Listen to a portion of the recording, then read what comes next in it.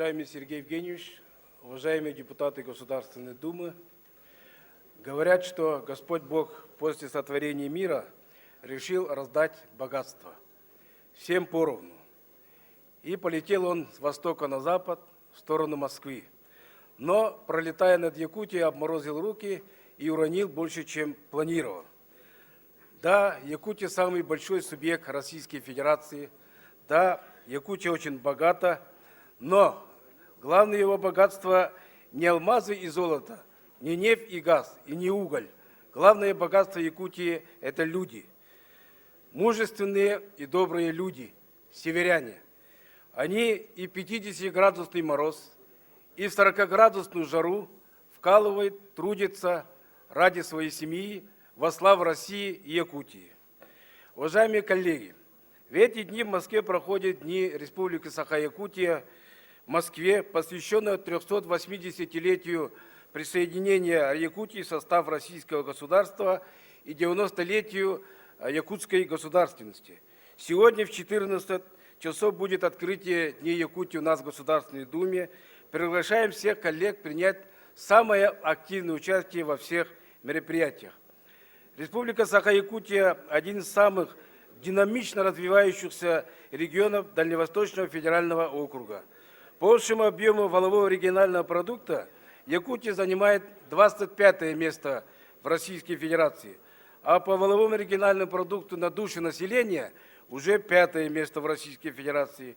Хотя номинальная начисленная заработная плата, среднемесячная зарплата на сегодня составляет около 37,5 тысяч рублей, мы считаем, что она должна быть больше, чем 2-2,5 раза этой цифры. И это нужно для нормального воспроизводства рабочей силы. Ведь на севере все дороже. И продукты питания, и одежда, и проездные, и услуги жилищно-коммунального хозяйства.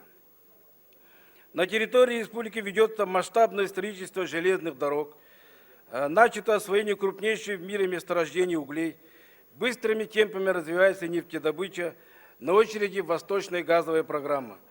Ведутся беспрецедентно большие объемы строительства энергетических объектов, что позволит в ближайшие годы соединить локальную энергосистему Якутии с единой энергетической системой страны.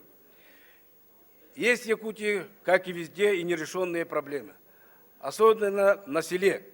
И не случайно руководство республики объявило наступающий 2013 год годом якутского села.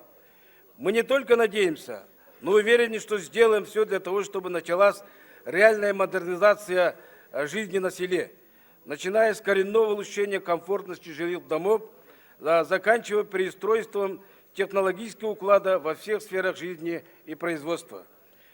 Якутская земля дала России и миру многих славных сыновей и дочерей.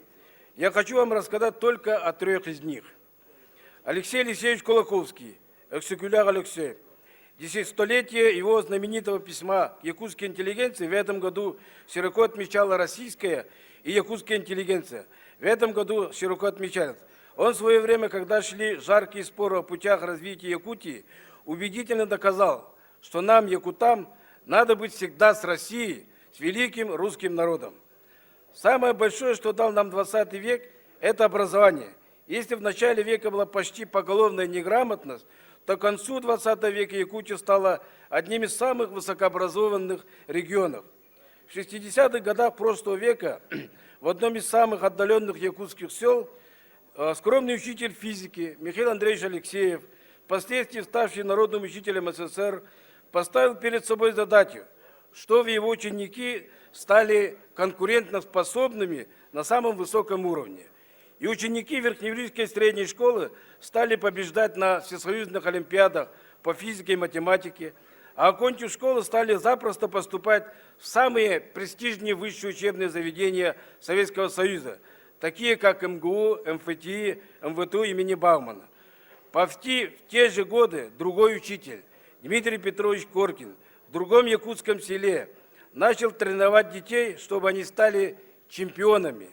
И учащиеся Чурапчинской спортивной школы начали становиться чемпионами России, чемпионами Советского Союза, чемпионами мира и чемпионами Олимпийских игр. Пример этих 3 выдающихся людей говорит о том, что если правильно и своевременно сформулировать и поставить задачу, то можно реализовать любую мечту. И нам сегодня очень нужна такая российская мечта. Мечта о мире и согласии, о дружбе народов, мечта о процветании. И нам по плечу реализацию любой мечты. Стоит только захотеть. Спасибо за внимание.